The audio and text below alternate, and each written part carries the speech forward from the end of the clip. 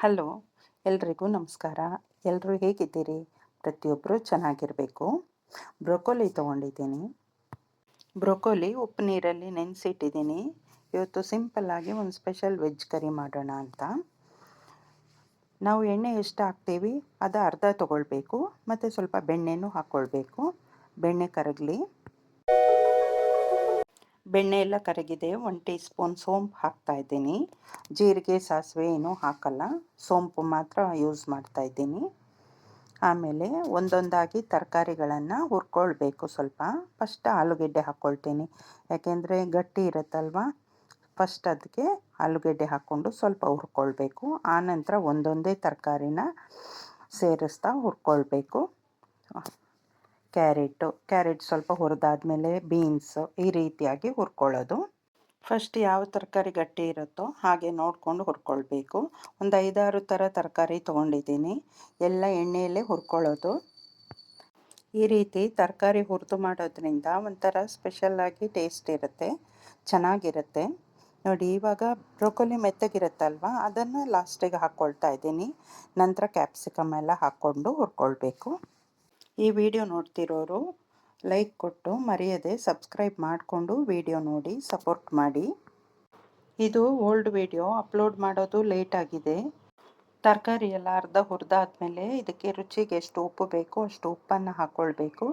ತರಕಾರಿಗೆ ಹಿಡಿಬೇಕಲ್ವ, ಇಲ್ಲಾಂದರೆ ಸಪ್ಪೆ ಅನಿಸುತ್ತೆ. ಎಲ್ಲರೂ ಒಂದೊಂದು ಕ್ರಮದಲ್ಲಿ ಮಾಡ್ತಾರೆ. ನಾನು ನನ್ನ ಕ್ರಮದಲ್ಲಿ ಹೀಗೆ ಮಾಡಿದ್ದೇನೆ. ತುಂಬ ರುಚಿಯಾಗಿರುತ್ತೆ. ನೋಡಿ, ಒಂದು ಸರಿ ನೀವು ಮನೆಯಲ್ಲಿ ಟ್ರೈ ಮಾಡಿ, ನಿಮಗೂ ಇಷ್ಟ ಆಗುತ್ತೆ. ಮತ್ತು ಬೇರೆಯವರಿಗೂ ಶೇರ್ ಮಾಡಿ.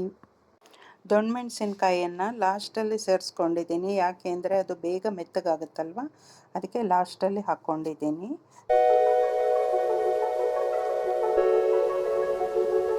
ಇವಾಗ ತರಕಾರಿ ಜೊತೆಗೆ 2 ಚಮಚ ಶುಂಠಿ ಬೆಳ್ಳುಳ್ಳಿ ಪೇಸ್ಟ್ ಹಾಕ್ಕೊಳ್ಳೋಣ. ಅದು ತರಕಾರಿ ಜೊತೆ ಎಣ್ಣೆಯಲ್ಲೇ ಫ್ರೈ ಆಗುತ್ತೆ, ತುಂಬ ಟೇಸ್ಟ್ ಕೊಡುತ್ತೆ. 5-10 ನಿಮಿಷ ಚೆನ್ನಾಗಿ ಎಣ್ಣೆಯಲ್ಲಿ ಲೋ ಫ್ಲೇಮ್ ಇಟ್ಟು ಹುರ್ಕೊಳ್ಬೇಕು. ಇವಾಗ ನಾನು ನೀರು ಸೇರಿಸಲ್ಲ, ಯಾಕೆ ಅಂದರೆ ಅದರ ತರಕಾರಿದು ಕ್ರಿಸ್ಪಿನೆಸ್ ಹೊರಟೋಗುತ್ತೆ. ಆಮೇಲೆ ಮಸಾಲೆ ಹಾಕುವಾಗ ನೀರು ಸೇರಿಸೋದು. ಇವಾಗ ಲೋ ಫ್ಲೇಮ್ ಇದೆ, ಮುಚ್ಚಿಡೋಣ. ತರಕಾರಿ ಹುರಿತಾ ಸ್ವಲ್ಪ ಜಾಸ್ತಿ ಎಣ್ಣೆ ಹಾಕಿರ್ತೀವಿ, ಅದಕ್ಕೆ ಇಲ್ಲಿ ಸ್ವಲ್ಪ ಕಡಿಮೆ ಹಾಕಿದ್ದೇನೆ. 2 ಚಮಚ ಎಣ್ಣೆ ಹಾಕಿ 1 ಟೀ ಸ್ಪೂನು ಸೋಂಪು ಹಾಕಿ ಹುರ್ಕೊಳ್ತಾ ಇದ್ದೀನಿ.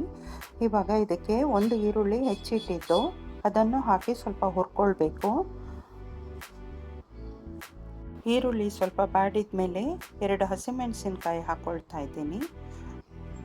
ಟೇಸ್ಟ್ ಚೆನ್ನಾಗಿರುತ್ತೆ. ಒಂದೊಂದೇ ಹುರಿಲಿಕ್ಕೆ ಹಾಕ್ತೀವಲ್ವ, ಅದೆಲ್ಲ ಸ್ವಲ್ಪ ಹುರ್ಕೊಳ್ಬೇಕು. ಆನಂತರ ಒಂದೊಂದೇ ಸೇರಿಸ್ಬೇಕು. 2 ಟೊಮೆಟೊ ಹೆಚ್ಚಿಟ್ಟಿದ್ದೀನಿ, ಅದನ್ನು ಹಾಕಿ ಹುರ್ಕೊಳ್ತಾ ಇದ್ದೀನಿ. ಅದ್ರ ಜೊತೆಗೆ 8-10 ಗೋಡಂಬಿ ಹಾಕ್ಕೊಂಡಿದ್ದೀನಿ. ಅರಿಶಿಣ ಪುಡಿ, ಖಾರಕ್ಕೆ ಎಷ್ಟು ಬೇಕೋ ಖಾರದ ಪುಡಿ, ಮತ್ತು ಧನಿಯಾ ಪೌಡ್ರ್ ಹಾಕ್ತಾಯಿದ್ದೀನಿ.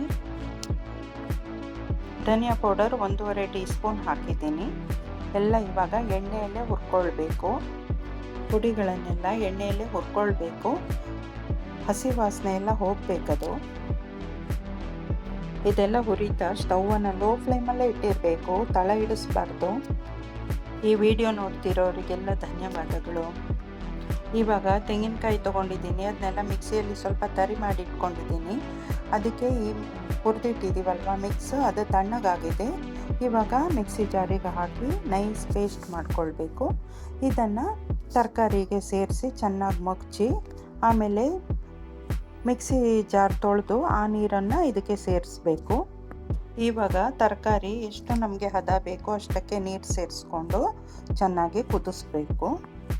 ಯಾರಾದರೂ ಮನೆಗೆ ಗೆಸ್ಟ್ ಬಂದಿರ್ತಾರೆ, ಅವಾಗ ದಿಢೀರಂತ ಏನೋ ಸುಲಭದಲ್ಲಿ ಮಾಡಬೇಕು, ಆವಾಗ ಈ ರೀತಿ ಮಾಡಿಕೊಟ್ರೆ ತುಂಬ ಚೆನ್ನಾಗಿರುತ್ತೆ. ರೊಟ್ಟಿ, ಚಪಾತಿ, ಬಿಸಿ ಅನ್ನ, ಜೀರಾ ರೈಸಿಗೆ ಒಳ್ಳೆ ಕಾಂಬಿನೇಷನ್ ಇದು. ಇದರ ಟೇಸ್ಟ್ ಹೇಗಿದೆ ಅಂದರೆ ರೆಸ್ಟೋರೆಂಟಲ್ಲಿ ಕರಿ ತೊಗೊಳ್ತೀವಲ್ವ, ಅದೇ ಸೇಮ್ ಟೇಸ್ಟ್ ಇದೆ. ಒಂದ್ಸರಿ ಮಾಡಿ ನೋಡಿ. ಇನ್ನೂ ಹೆಚ್ಚು ಖಾರ ಬೇಕು ಅಂದರೆ 6-7 ಪೆಪ್ಪರ್ ಕೂಡ ಮಸಾಲೆ ಜೊತೆ ಹುರಿಲಿಕ್ಕೆ ಹಾಕ್ಬೋದು. ನಾನು ಹಾಕಲಿಲ್ಲ, ಸಮ್ಮರ್ ಅಲ್ವಾ, ಹಾಗಾಗಿ ಬೇಡ ಅನ್ನಿಸ್ತು. 1/2 tea spoon garam masala powder ಹಾಕಿದ್ದೀನಿ. ಚೆನ್ನಾಗಿ ಇವಾಗೆಲ್ಲ ಮಿಕ್ಸ್ ಮಾಡಿಕೊಳ್ಬೇಕು. ಈ ವಿಡಿಯೋದ ಬಗ್ಗೆ ಕಮೆಂಟ್ ಸೆಕ್ಷನ್ನಲ್ಲಿ ನಿಮ್ಮ ಅನಿಸಿಕೆಗಳನ್ನು ಮರಿಬೇಡಿ.